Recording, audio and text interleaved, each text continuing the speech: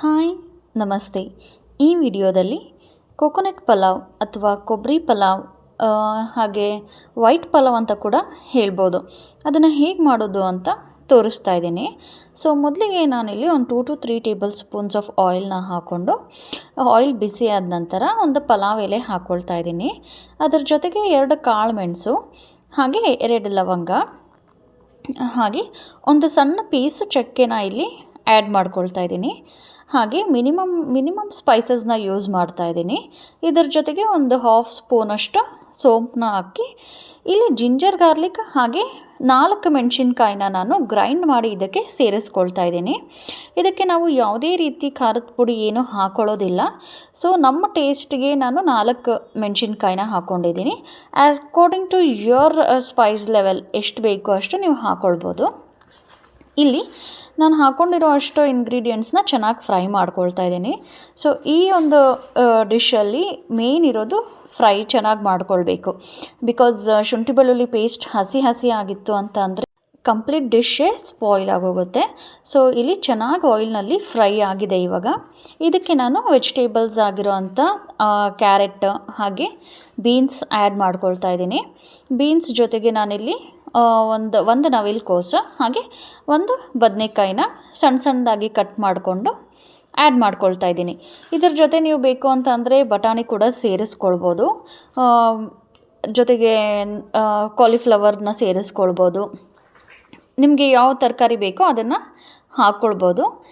ಚೆನ್ನಾಗಿರುತ್ತೆ. ಬಟ್ ತರಕಾರಿ ಕೂಡ ಆಯಿಲ್ನಲ್ಲೇ ಚೆನ್ನಾಗಿ ಬೇಯಬೇಕು.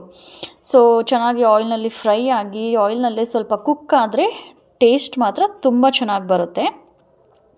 ನೀರು ಹಾಕಿದ್ಮೇಲೆ ನಾವು ಕುಕ್ ಮಾಡ್ಕೊಳ್ಳೋಣ ಅಂತ ಅಂದ್ಕೊಳ್ದೆ ಆಯಿಲ್ನಲ್ಲೇ ಚೆನ್ನಾಗಿ ಕುಕ್ ಮಾಡಬೇಕು.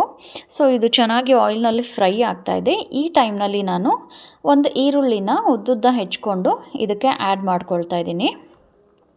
ಸೊ ನಾನು ಟೊಮ್ಯಾಟೊ ಇದೇ ಟೈಮ್ಗೆ ಆ್ಯಡ್ ಮಾಡ್ಕೊಳ್ಳಲ್ಲ. Because I want onion to change its colour.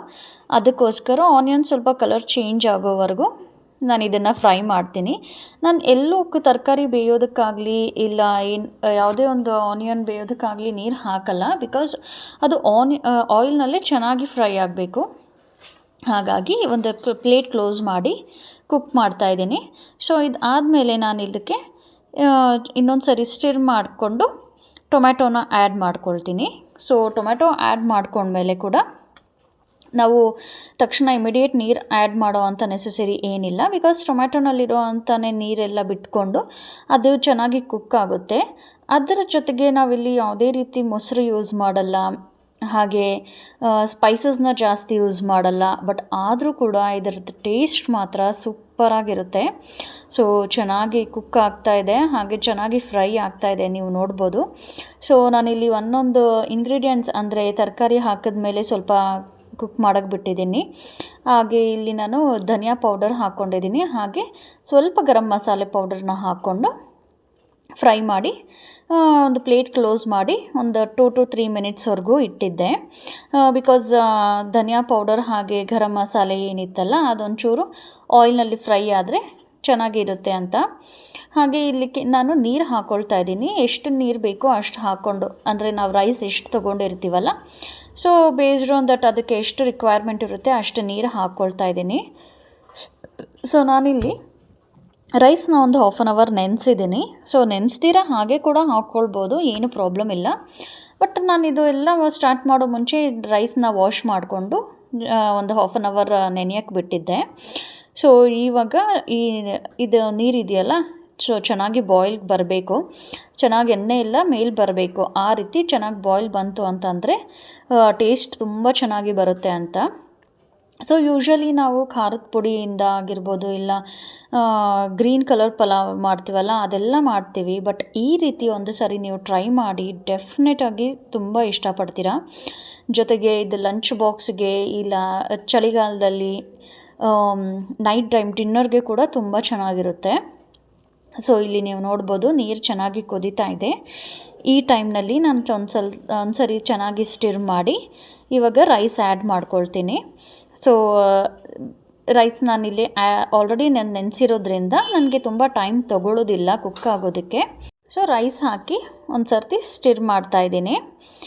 ಇದು ಚೆನ್ನಾಗಿ ತಿರುಗಿಸ್ಕೊಟ್ರೆ ಅದು ಕೆಳಗಡೆನೇ ಹೋಗಿ ಕುತ್ಕೊಳ್ಳಲ್ಲ, ರೈಸ್ ಎಲ್ಲ ಏನಿರುತ್ತಲ್ವ ಅದು.